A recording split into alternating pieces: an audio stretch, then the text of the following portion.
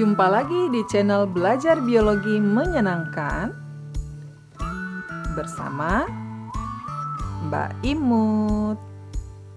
Assalamualaikum warahmatullahi wabarakatuh. Bagaimana kabarnya adik-adik? Semoga selalu sehat ya.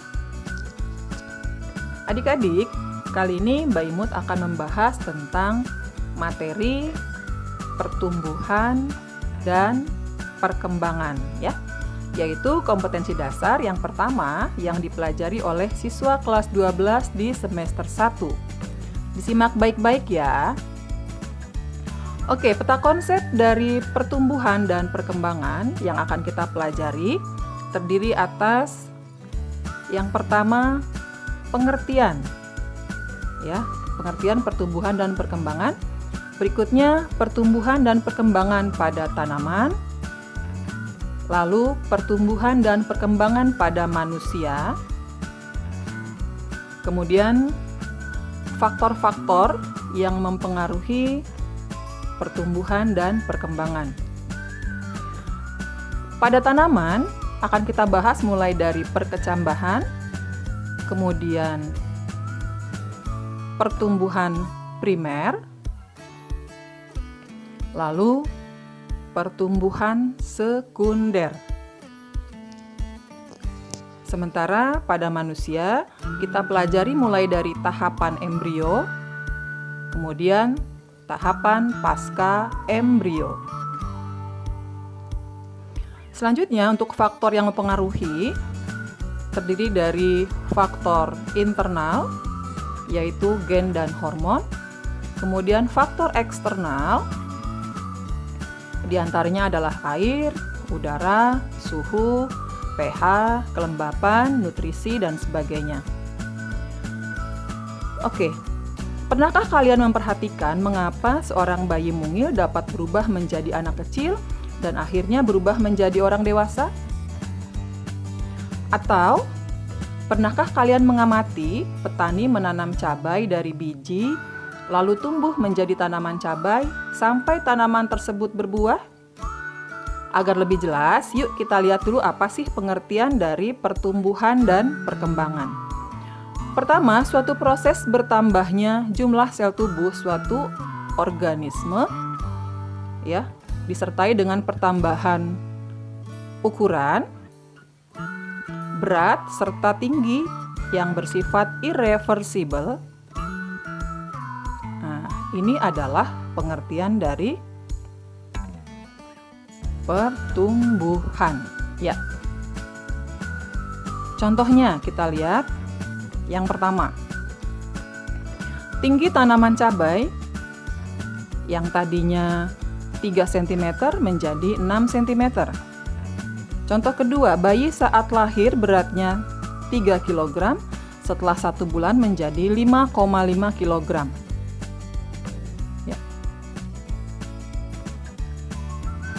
Proses menuju keadaan yang lebih kompleks dan dewasa atau proses pematangan fungsi dari jaringan atau organ pada organisme dan bersifat reversibel. Ini adalah pengertian dari perkembangan. Ya. Contohnya, ya, di ujung akar di zona diferensiasi, contohnya ada jaringan protoderm, itu berkembang menjadi epidermis, kemudian jaringan prokambium berkembang menjadi kambium. Contoh lain, proses organogenesis atau pembentukan organ-organ pada bayi selama dalam kandungan. Itu juga contoh dari perkembangan, karena kematangannya berbeda-beda ya. Wajib dicatat ya adik-adik bahwa proses pertumbuhan dan perkembangan merupakan suatu proses di mana keduanya berjalan beriringan. Karena perkembangan adalah proses perubahan yang menyertai pertumbuhan menuju tingkat pematangan atau kedewasaan pada makhluk hidup. Bisa pematangan fungsi jaringan, pematangan fungsi organ, dan sebagainya. Lanjut, kita akan bahas pertumbuhan dan perkembangan pada tanaman dulu ya. Mari kita pelajari dulu bagian struktur biji. Ya, ini adalah struktur biji dikotil dan monokotil. Kita lihat dulu yang pertama, yang A itu biji dikotil. Bagian-bagiannya adalah nomor 1 itu adalah testa atau kulit biji. Yang kedua adalah plumula atau calon daun atau daun lembaga. 3 itu adalah epikotil atau calon batang yang berada di atas kotiledon. Lanjut nomor 4 ya, itu adalah hipokotil atau calon batang yang berada di bawah kotiledon. Kemudian nomor 5 itu adalah radikula atau calon akar atau akar lembaga. 6 ini adalah kotiledonnya atau keping biji. Ini merupakan cadangan makanan utama bagi kelompok biji dikotil. Selanjutnya yang B kita lihat. Ini adalah gambar biji monokotil. Bagian-bagiannya adalah nomor 1 itu adalah testa atau kulit biji. Nomor 2 plumula atau daun lembaga.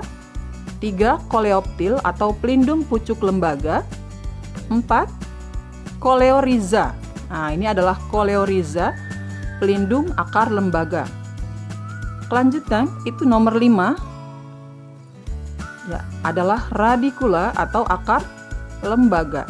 6 kotiledon atau keping biji. Itu cadangan makanan utama tadi untuk biji dikotil ya.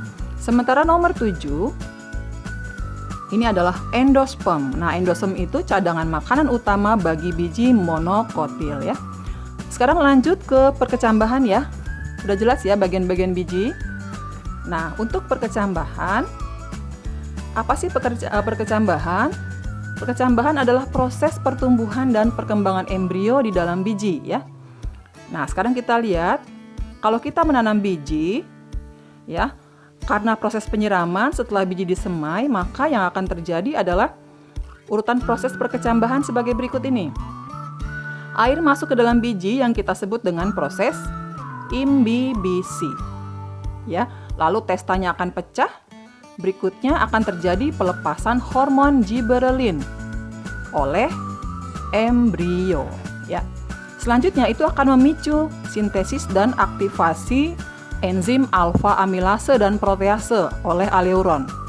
Lalu terjadi hidrolisis cadangan makanan. Di mana? Di dalam kotiledon dan endosperm oleh air dan enzim.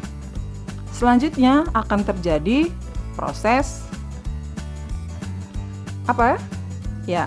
Respirasi aerob ya, yang akan menggunakan glukosa dan oksigen, sehingga terjadi pelepasan energi dari respirasi aerob tersebut. Barulah biji akan berkecambah ya. Nah, seluruh biji yang dihasilkan dari semua tumbuhan di permukaan bumi ini ketika berkecambah hanya akan mengalami salah satu tipe perkecambahan dari 2 tipe yang ada. Bisa mengalami tipe epigeal, bisa juga mengalami tipe hipogeal. Berikut mari kita lihat kedua tipe perkecambahan tersebut ya. Gambar pertama itu adalah tipe perkecambahan epigeal. Gambar kedua adalah tipe perkecambahan hipogeal. Gambar yang pertama, setelah biji ditanam, terjadi pembelahan sel yang sangat cepat di bagian sel-sel hipokotil. Apa itu? Calon batang yang letaknya di bawah keping biji atau kotiledon. Akibatnya bagaimana? Kotiledon dengan plumula atau calon daun terangkat ke atas permukaan tanah. Sedangkan pada gambar kedua, setelah biji ditanam, terjadi pembelahan yang sangat cepat pada sel-sel epikotilnya. Ya, apa itu? Calon batang yang letaknya di atas kotiledon atau keping biji. Akibatnya, si kotiledonnya tertinggal di dalam tanah. Ya, yang terangkat ke atas permukaan tanah hanya plumula atau calon daun. Sekarang mari kita simpulkan perbedaan antara kedua tipe tersebut. Pembeda yang pertama dari penyebabnya. Tipe epigeal penyebabnya adalah pemanjangan sel-sel dari hipokotil. Ya. Sementara tipe hipogeal penyebabnya adalah pemanjangan sel-sel epikotil, ya. Perbedaan kedua, akibat yang ditimbulkan. Ya, pada tipe epigeal, akibatnya kotiledon terangkat ke atas permukaan tanah. Sementara tipe hipogeal, kotiledonnya tetap berada di dalam tanah, ya. Perbedaan ketiga terjadi pada tumbuhan apa? Nah, tipe epigeal terjadi pada tanaman dikotil, sementara tipe hipogeal terjadi pada tanaman monokotil. Ya. Yang keempat, kita lihat contohnya apa saja. Untuk tipe epigeal adalah epigeal di situ kacang hijau, kacang tanah, dan biji-biji lainnya termasuk kelompok dikotil, ya. Untuk hipogeal, contohnya adalah jagung, kapri, dan biji-bijian yang lain dari kelompok monokotil, ya. Pertemuan kali ini Mbak Imut cukupkan dulu. Next kita bahas tentang pertumbuhan primer dengan pertumbuhan sekunder. Tetap selalu jaga kesehatan ya. Wassalamualaikum warahmatullahi wabarakatuh.